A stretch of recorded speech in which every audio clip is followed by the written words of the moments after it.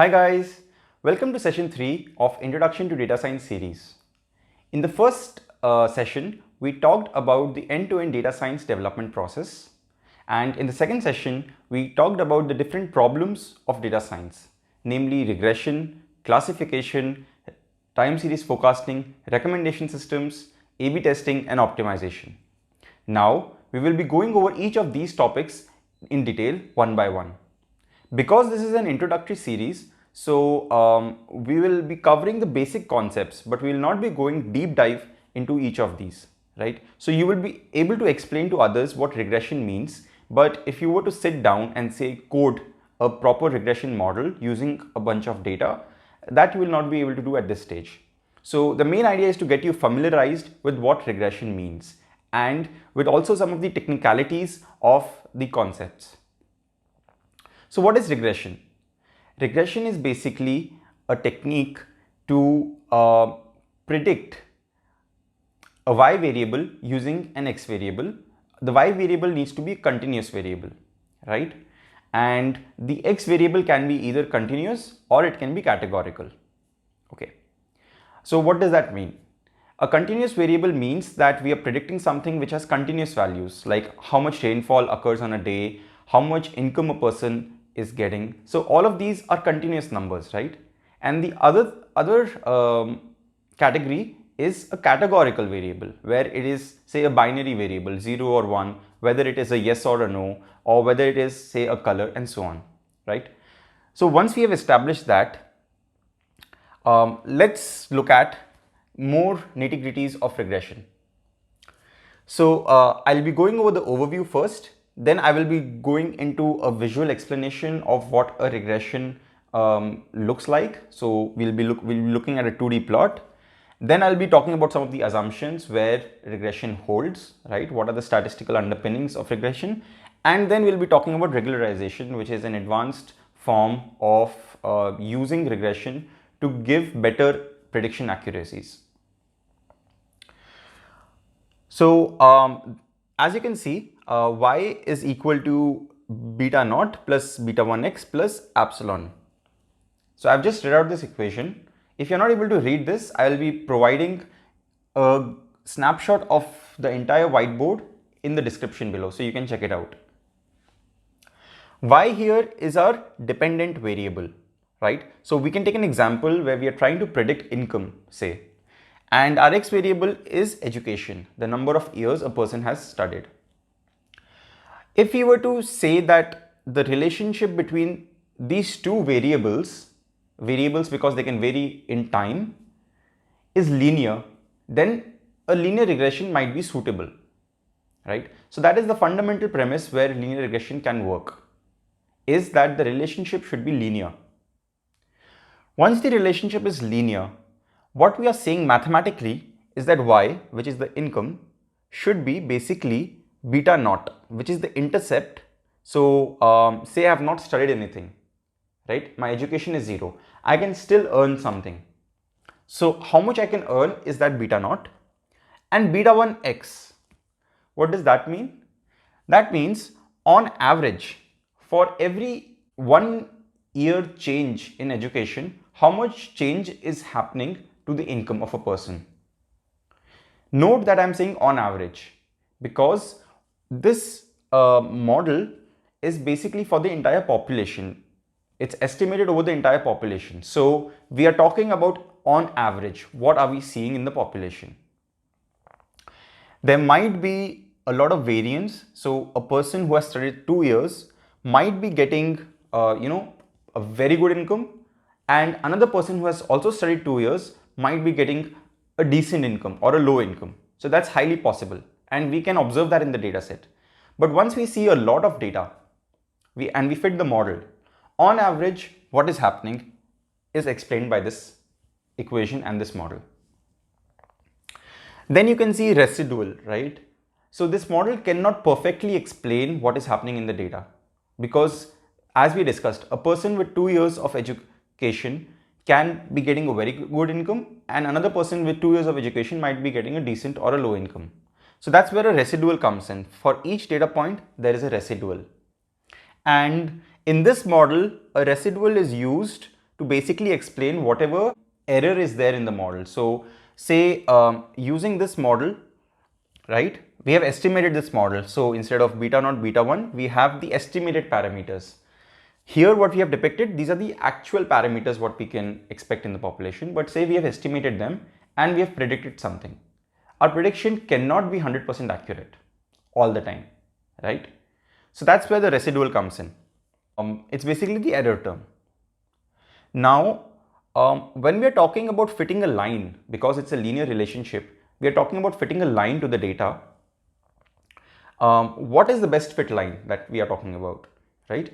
So the most common way to fit a line is using the least squares minimization function, or the entire regression method is called an ordinary least squares regression, or a least squares regression simply. The objective there is to minimize the sum of squared residuals, that is the error in the data against what the model is predicting. So we want to minimize all of the error terms summed up and squared. So no need to worry about this. I will explain this in more detail when we go to the visual explanation. So overall, basically, regression is a parametric method because we are trying to estimate parameters, right? And in this simple case, we have one x variable and one y variable. If we have say 10 x variables or 10 independent variables which we are using to try to predict the dependent variable, say income. So in our case, not only education, but a person's caliber or intelligence can play a factor in how much he's earning. Even without 0 years of education, he might still be a billionaire, right? Or how well he has studied, like what are his grades, right? That can be another thing. How many years of work experience? So all of these are extra variables, and we can also have a regression model including all of these additional variables provided we have data on them, right? So in that case, our parameters will be multifold, not only two in this case, beta naught and beta 1, we will have multiple parameters, right? So we will again do the same thing, just the math behind it will be a bit complex, but we'll still want to minimize the sum of squared residuals. And instead of fitting a line to it, we'll be fitting a plane, right, to the data, because it will no longer be a 2D plot. It will be a n-dimensional plot. Okay, now let's go to the visual explanation of what a regression line looks like and what are some of the properties of regression. As you can see, the y variable is the income and the x variable is the education. So we are trying to regress points on the line and trying to use education to explain income. Each of these are the actual data points that you can see by the dots, and in the middle you can see there is a dotted line, right, dotted circle, and inside of there is a point. So this point is basically a hypothetical point which is the mean of the education in the data and mean of the income data. So we have 1000 data points, we have taken the average of all those 1000 data points for education, that's our x coordinate, and we have taken the average of the income for all those 1000 data points, and that's a y coordinate. And one interesting property of this line, right, just to go over it before I go into other properties later on, is that the line always passes through this. So it's an interesting property. Okay, now let's look at the regression line in more detail. What the regression line is trying to do, it is trying to minimize the error terms, right? So what is an error term? So this point here, right, it has a certain income, right? But what the line is predicting is that for the same education, the income should be a bit higher as per the line, right? So what the prediction is versus what the actual data tells us, the difference between those two is the residual. And the residual is always measured as per the y-axis, right? So this is the residual. Similarly, another data point, say this one, is the actual data tells us that the income is pretty high for this education level, but the regression line tells us that the income on average is pretty low in the data, right? So that's why the residual here is pretty high, as you can see, right? Okay, where the regression line cuts the y-axis is the intercept beta naught hat because we have estimated this parameter, right? And the slope is beta 1 hat because again we have estimated this second parameter. Okay, now let's look at some of the properties of regression. The sum of all the residuals will be 0, or we can also say that the mean of the residuals is 0, right? So this is one property, and the second property is that if there is a positive relationship in the data, so if education is positively related to income, what I mean by that is if I increase education, my income also increases, or if I decrease education, my income also decreases. If there is such a relationship, it's a positive correlation because the direction in which education is moving, in the same direction income is moving. So if correlation is positive, right, if this relationship is positive, the slope will be positive. And that's also intuitive. We have just graphed it on a 2D plot.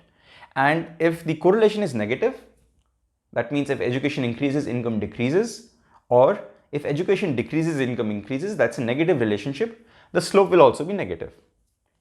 That's simple enough. Now, once we have fit the line, we want to understand how good this fit is, right? There are certain things which can affect the goodness of fit. If the data itself is very noisy, right, the goodness of fit might not be that good. What I mean is, the line should be able to capture the variance in the data, right? And if there is a lot of variance, the goodness of fit will not be good. Okay, so the goodness of fit basically is calculated as the sum of the correlation, the square of the correlation, sorry. So the goodness of fit is the square of the correlation for a simple linear regression, which means that only one x variable is there to predict a y variable. If there are multiple x variables, this relationship does not hold. So this is another good metric to see when we are looking at a regression, and an R square, the higher it is, the better. Okay, now let's look at some of the assumptions of linear regression. The first assumption that we talked about is a linear relationship. There should be a linear relationship in the data. Another assumption is that the residuals should have a constant variance and they should have a zero mean, right? You can relate it from here, that the sum of residuals is 0, the mean will also be 0, and the residuals should have a constant variance. What do we mean by variance? By variance we mean that each residual, right, is basically following. So let me not go into the technical details, but basically the residual should follow a normal distribution with a certain variance. Now when we say the residuals are following a distribution, we are implying that residuals are a kind of random variable and they are having a constant variance. One easy way to look at it is, once you calculate all the residuals, you plot them, right? And you see whether the residuals are increasing over time or increasing over the x-axis, or whether they are remaining constant. So if they are remaining fairly constant, if the variance around the mean of the residuals, right, if the spread is relatively constant, then we can say that it will be having a constant variance, right? Otherwise not. Otherwise this assumption is violated, and we need to do certain transformations to ensure that this is not violated. The third assumption is that the observations are independent of each other. Now this is not something that the model necessarily violates. This is how the data was collected. If the data was collected such that two observations or two rows in the data, right, are correlated or not independent, then this assumption will be violated, right? And we'll need to look at our data collection methodology to ensure that this doesn't happen. The last assumption is that there should not be any multi-collinearity.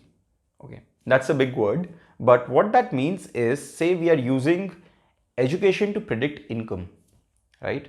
In this simple case, right? But we also want to use the, say, IQ score of a person to predict income, right?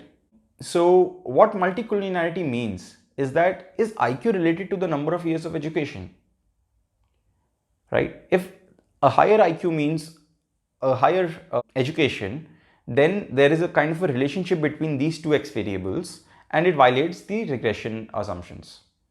What will happen in that case is that basically the model will not be dependable. The results that we get, the coefficients, or these parameters is what I'm calling coefficients, these will not be dependable. So there should not be any multicollinearity in the data. So for each of these assumptions, if it is violated, there are certain transformations and tests that we can do, right? For example, for the constant variance and basically residual diagnostics, we can look at the quantile plot and look at whether the normality assumption is satisfied, whether we can look at the residual plots and see whether the constant variance assumption is satisfied or not. And we can do certain transformations like Box-Cox transformations, logarithmic transformations, differencing and so on. Differencing for time series regression. Okay. Now we come to regularization, which is an advanced area in regression. I want to talk to you about this because, if you are not a beginner, you should also be getting something out of this video. And this is a good to know area of regression. So what regularization does is it basically reduces the error, the prediction error of the model. How it does that is not relevant right now, but all you can know is that the variance is decreased, right? So that is a benefit of regularization. How regularization plays out, there are two kinds of regularization. One is L1 norm and one is an L2 norm. So one is LASSO, which is an L1 norm, and the second one is rich regression, which is L2 norm based. What is an L1 norm? An L1 norm is basically, what we are doing is we are taking an absolute value of the coefficient of the parameter, that is beta, right? And then adding that to the sum of squared residuals that we were minimizing earlier. And before that, we are also multiplying lambda, that is a regularization parameter, to the beta, right? So once you do that, the coefficients are basically shrunk and the variance is decreased. So the prediction accuracy also improves. So this is an L1 norm. L1 norm is basically if you're taking an absolute value and if you're summing it over all the data points. And then an L2 norm is basically you are squaring the data points and then summing it over. So that's an L2 norm. L2 norm is ridge regression.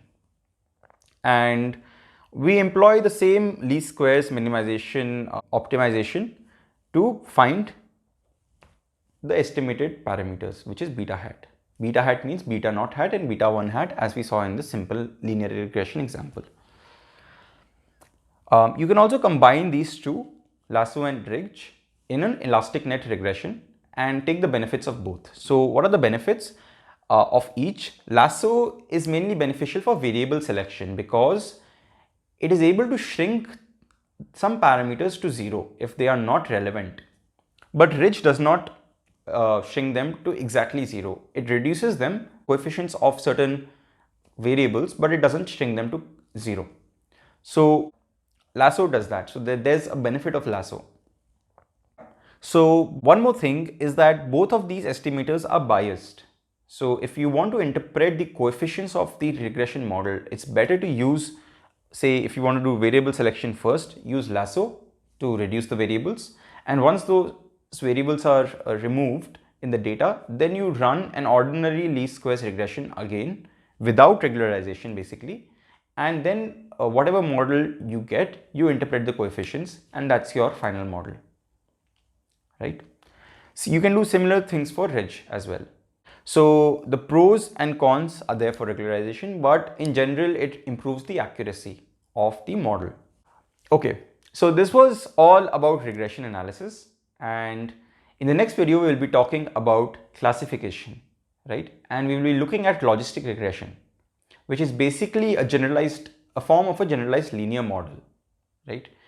Notice that we are talking about classification, but we are talking about a logistic regression model. So why are we talking about a regression model in a classification, lecture? We'll talk about that in the next video. I'll be sharing a copy of the dashboard in the description. So make sure you're checking it out and let me know if you have any questions in the comments. Thank you and have a great day.